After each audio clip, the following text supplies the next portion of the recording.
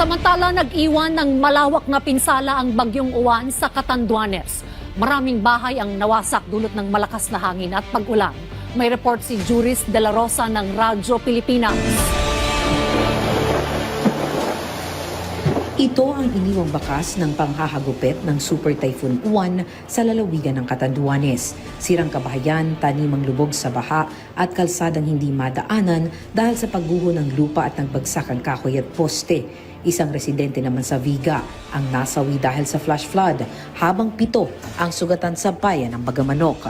Ayon kay Catanduanes Governor Patrick Azanza, umabot sa 70,000 katao ang naapektuhan ng bagyo. Kabilang dyan ang 18,000 pamilya na sapilitang inilikas. Kanyang ipinag-utos ang paglalaan ng pondo para matulungan ang mga nasalanta ng bagyong Uwan. Do we hear from the Finance Committee?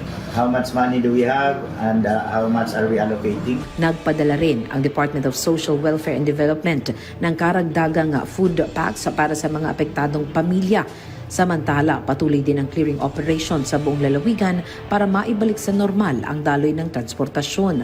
Sa kuryente naman, nagsimula na ang First Catanduanes Electric Cooperative o FICELCO sa kanilang damage assessment at power restoration. Dahil maraming poste at linya ng kuryente ang natumba, walang patid ang pagsisikap ng lokal na pamahalaan at kooperatiba para maibalik agad ang supply ng kuryente. Sa ngayon, patuloy ang pagtutulungan ng mga lokal na opisyal at national agencies para maibsan ang epekto ng bagyong Uwan at makabangon muli ang mga Katandunganon. Mula rito sa Catanduanes, para sa Integrated State Media, ako si Juris De La Rosa ng Radyo Pilipinas, Radyo Publiko.